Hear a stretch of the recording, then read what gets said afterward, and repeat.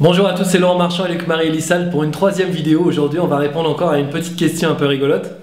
Et la question rigolote, bon, pas très rigolote aujourd'hui, mais vous allez voir qu'on va se marrer derrière, c'est comment je peux faire pour avoir des relations harmonieuses avec tout le monde. J'aimerais bien m'entendre avec tout le monde. J'aimerais bien pas forcément me latter avec mon conjoint ou avoir des problèmes de rivalité avec mes collègues. Comment je fais pour m'entendre avec tout le monde, avec ma famille, avec mes parents, avec les enfants, avec les voisins? Comment c'est possible?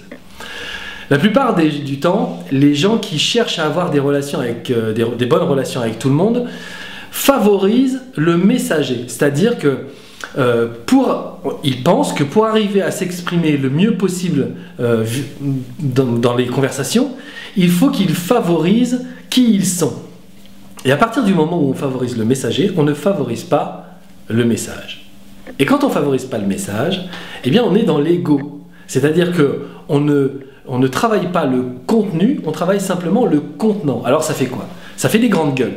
Les grandes gueules, c'est quoi? Ce sont des gens qui s'imaginent qu'ils auront le dernier mot parce qu'ils parleront plus fort que les autres. Voilà. Et à partir du moment où ils parleront plus fort que les autres, ils auront cette espèce de domination sur la conversation qui font que tout le monde finira par être d'accord avec eux, simplement, pas parce qu'ils ont les arguments et parce qu'ils ont le contenu, simplement parce que dans la forme, ils arrivent à trouver des moyens de faire fermer leur bouche à tout le monde. C'est pas ce qu'on appelle des relations tout à fait harmonieuses avec tout le monde. Pourtant, la plupart des gens utilisent ces moyens-là pour avoir raison. Ils ne cherchent pas forcément l'argument, ils cherchent la forme de l'argument qui sera la meilleure. Ils ne cherchent pas forcément à avoir raison ou à apporter des preuves.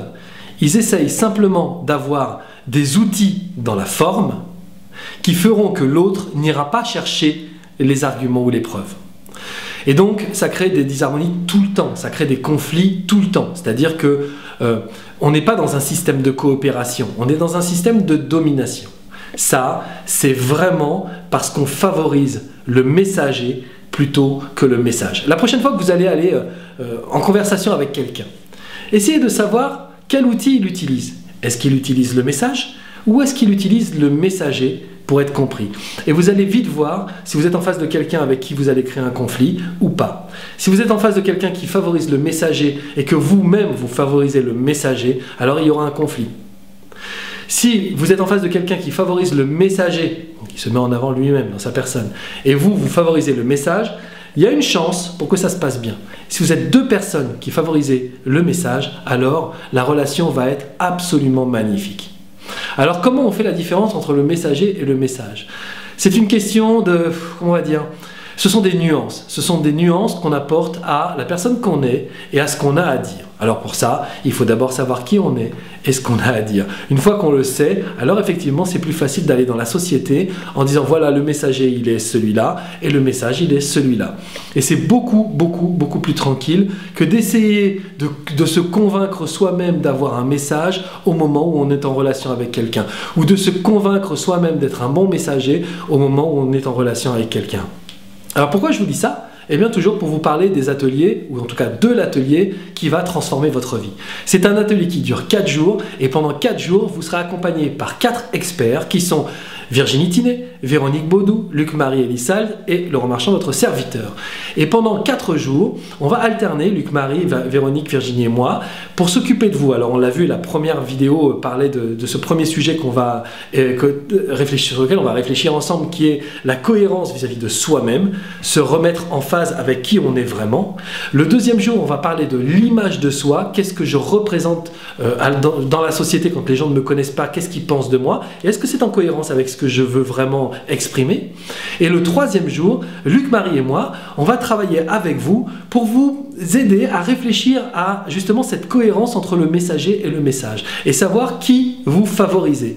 Comment vous remettre au point avec le messager, comment vous remettre au point avec le message, comment énergétiquement faire tourner cette espèce de flux de l'harmonie, c'est-à-dire que vous pouvez très bien vous trouver en face d'un messager, quelqu'un qui a vraiment un désir de domination sur vous, et vous, simplement par votre message, complètement désamorcer ça, et finalement, vous trouvez dans des situations où peu importe qui vous avez en face de vous, vous trouverez toujours un moyen d'avoir des relations harmonieuses avec cette personne-là.